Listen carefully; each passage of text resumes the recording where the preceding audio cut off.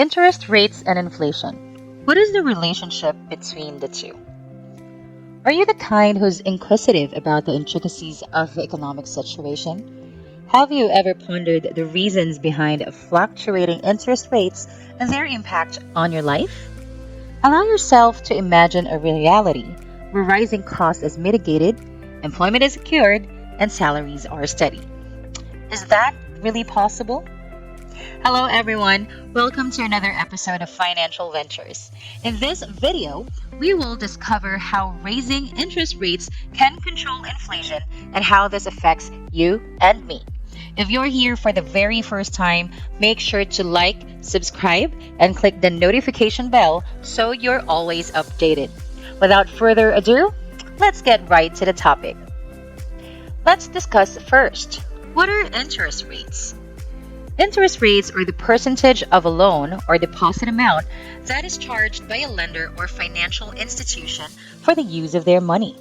They are typically expressed as an annual percentage rate and can be applied to various types of loans and savings accounts.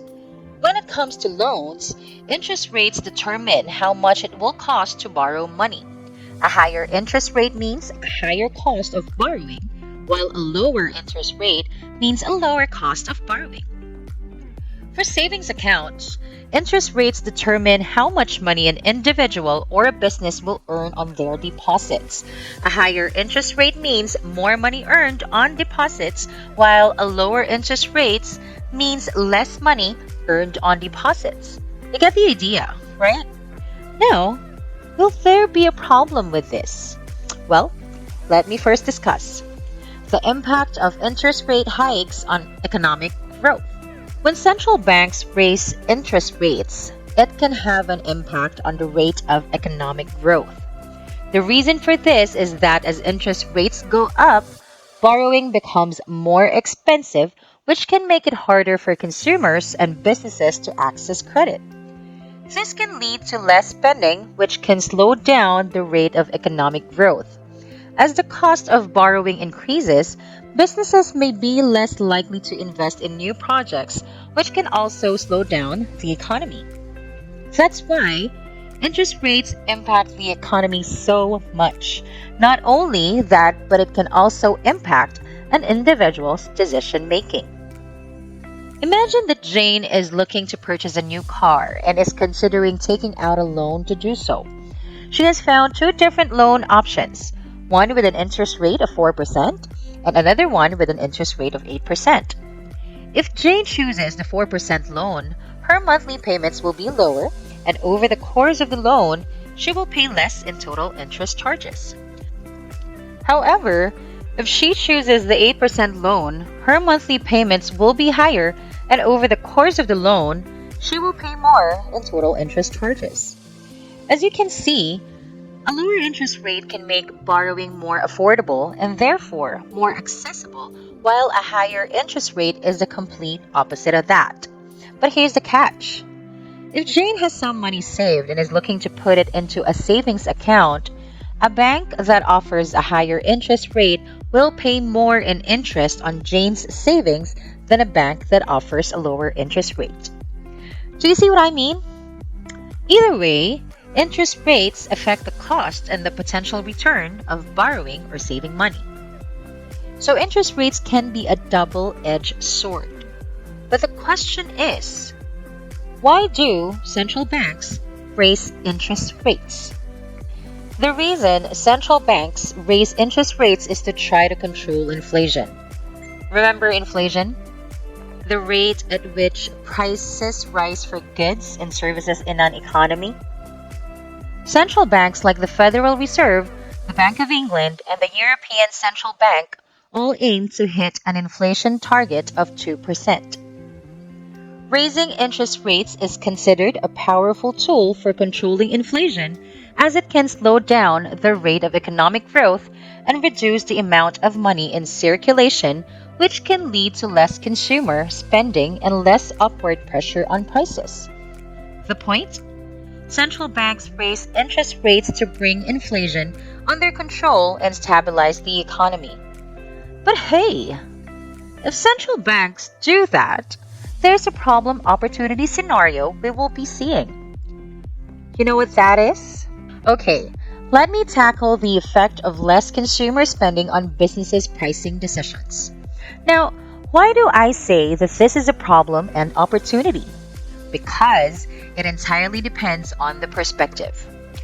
From a business perspective, less consumer spending can be a problem as it can lead to lower revenue and profitability. If businesses are not able to maintain or increase their revenue, they may struggle to pay their expenses and may have to lay off employees or even close down. If they are forced to lower prices, their profit margins can be squeezed. From a consumer perspective, however, less consumer spending and lower prices may be seen as an opportunity. Lower prices can make goods and services more affordable, which can benefit consumers with lower incomes or those who are trying to save money. Raising interest rates is said to be a great way to reduce inflation. But as banks do this, there is what we call unprecedented risks. When central banks raise interest rates, it can make the cost of borrowing more expensive for consumers, potentially leading to less consumer spending, which I have discussed earlier. But not only that, it can also contribute to lower consumer confidence and fewer jobs and lower wages. Consumers with variable rate mortgages may see an immediate impact as their interest rates will also rise and they will have less cash to spend on other things. People with fixed rate mortgages may be protected against the direct effects of an interest rate rise, but will still feel an indirect impact as higher interest rates make mortgages more expensive and may lead to a fall in house prices. Despite this, I want you to know that slowing down the economy through raising interest rates is necessary. The manipulation of monetary policy by central banks is a crucial aspect of economic management. The adjustment of interest rates is a powerful instrument in the effort to regulate inflation. By increasing the cost of borrowing, the rate of economic growth slows, which helps to tame the upward pressure on prices. While the implementation of such measures may be accompanied by negative effects in the short term, such as reduced consumer spending and potential economic downturn, it ultimately serves as a necessary means of ensuring economic stability in the long term. Despite these potential challenges, many experts argue that the use of interest rates as a tool to control inflation is ultimately necessary for long-term economic stability. The key is to strike a balance between short-term pain and long-term gain and to make sure that any adjustments to interest rates are implemented with a clear understanding of the potential consequences. What do you think about this? Tell us your thoughts in the comments section below. Also, don't forget to like and subscribe to the channel for more videos like this. Thank you so much for sticking until the end and see you in the next video. And always keep in mind that in your life's adventures, it's better with financial ventures.